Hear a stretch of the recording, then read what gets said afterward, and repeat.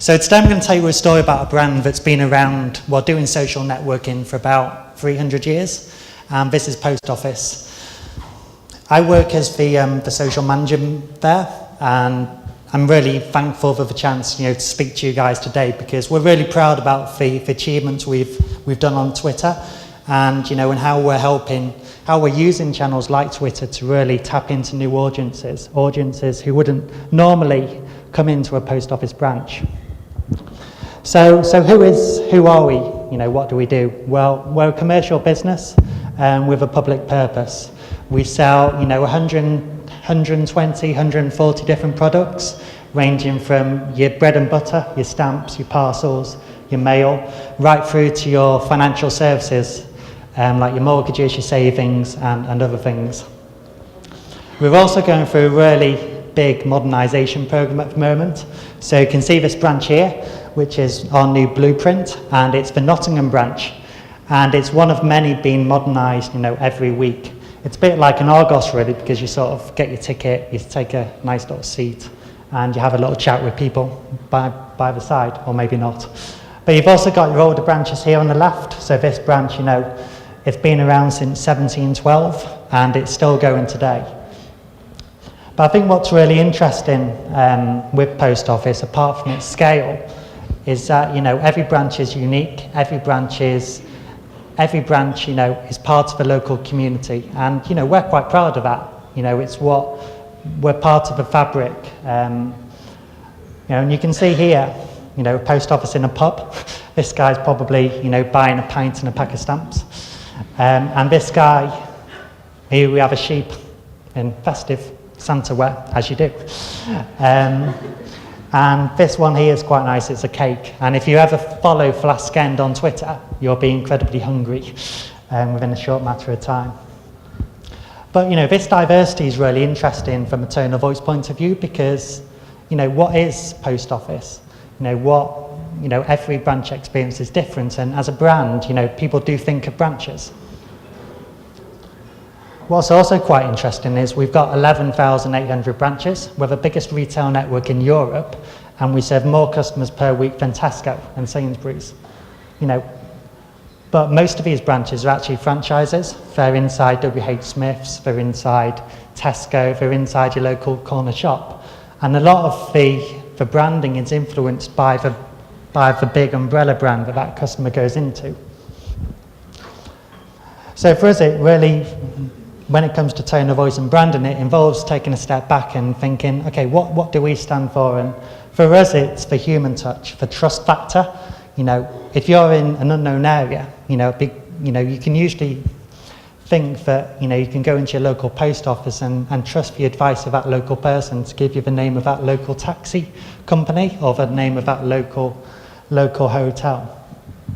So for us, it's all about, that human touch. And we also realise that more and more of our customers are going online. So it's, how do we bring that human touch into a digital world? And for us, that human touch is, comes across to in various ways, really. So here we've got a grid, which,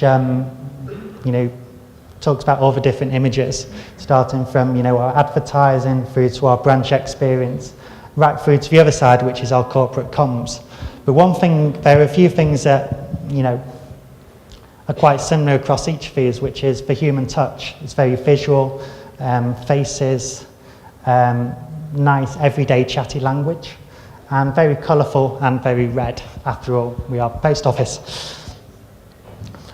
But, how do we make sense of this on social media? And for us, it's about going back to the basics of asking, it's almost that, that how do we want people to feel when we see our social media? What do we want them to do, and what do we want them to think? So when people go on Twitter, we want people to think that we're going places. We're not afraid to try new things.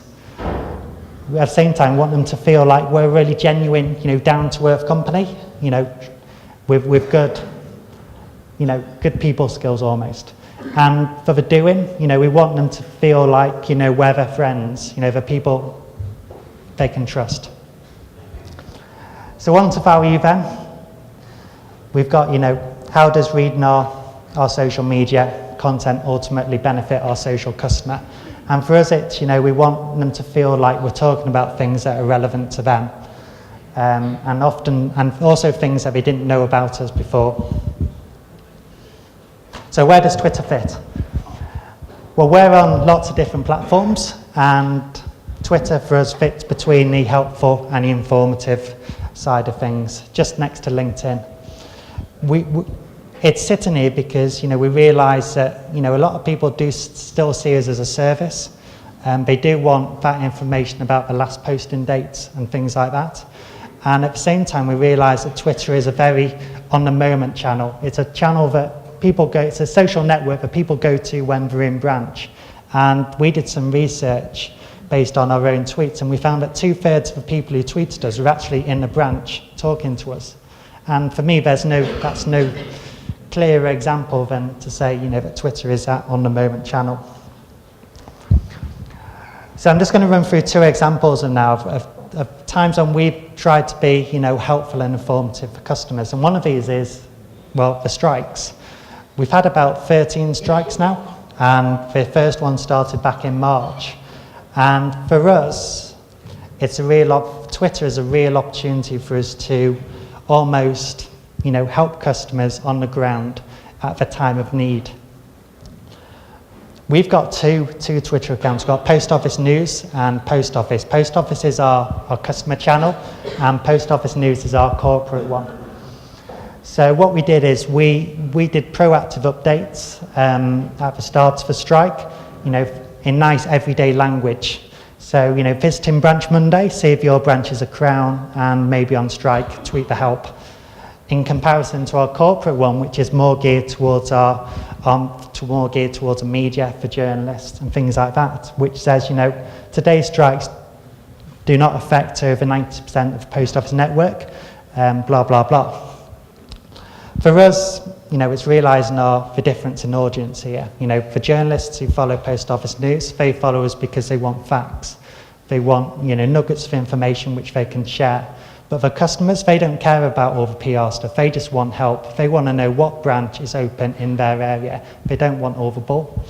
So, when we reply back, when customers reply back saying, are you open today?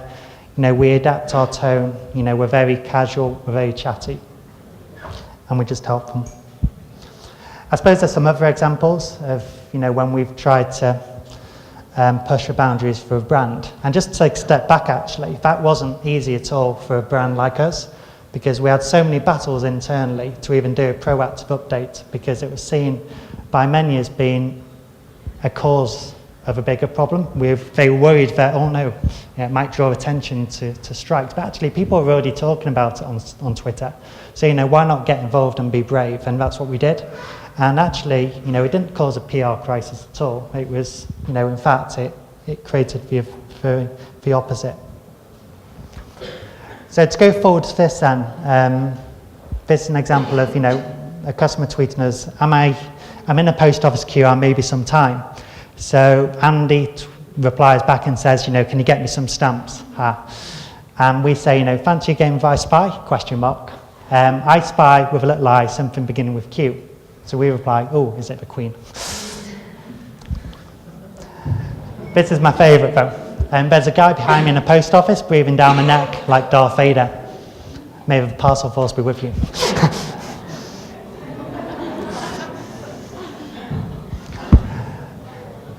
This is another particular favourite. So David Hall, money out of the bank, off to change it into Blackpool pounds. Okay. Ant Henderson, maybe Candy Floss is legal tender over there. Probably get a better exchange rate doing it that way. David Hall replies, I'll ask at the post office, no offence, I'll get some proper advice. So we reply, can we help at all, David? We replied quite sensibly there because we realised we were interrupting that person's conversation and we needed to be, quite quick. So then we go on, and we say, right, we've got some Blackpool pounds in here. So we photoshopped an example of some Blackpool pounds from our website. And in the end, we were able to then, get that customer because that person then came back. And then there's some more examples there. So Vine is a really good example as well of when we've been quite fun and informative and helpful.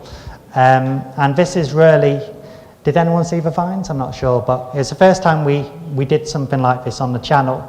And we did two types of Vines. We did last posting dates and also gift wrapping tips. And these were done in partnership with Mindshare. So the first one left is last posting dates for the USA, and the second one is gift wrapping of football. We did this because, realised that most people still see us as a service, and most people at Christmas want to know those critical pieces of information, which is last posting tips. The Vines were brilliant, and it was an example of visual tone of voice. And we made sure we had the hands, we made sure we had hand-cut piece of paper, and we used little symbols like envelopes, parcels, and things like that to really, give it a bit of a feel. And as for the gift wrapping advice, again, same kind of feel there, and it felt a bit like, I don't know, it's a very similar kind of thing. So in terms of the results then, positive, industry and follower recognition. The football ones actually got 8.1% engagement, which is terrific. But even across all Vines, they got 3.84%, which is above the industry benchmark of 1.6%. The football one, which got 8.1, we think is actually due to the fact football is a very big topic on social. It's a very real-time topic, and it gave great relevance to the end user. At the same time as well, we also grew our following by 44%, and this was just terrific, and we can actually attribute that to Vine based on our paid activity. So on to the final slide then, what next? Well, we got some great goals for 2014, and one of these is Twittertainment, which is a new word I've just made up.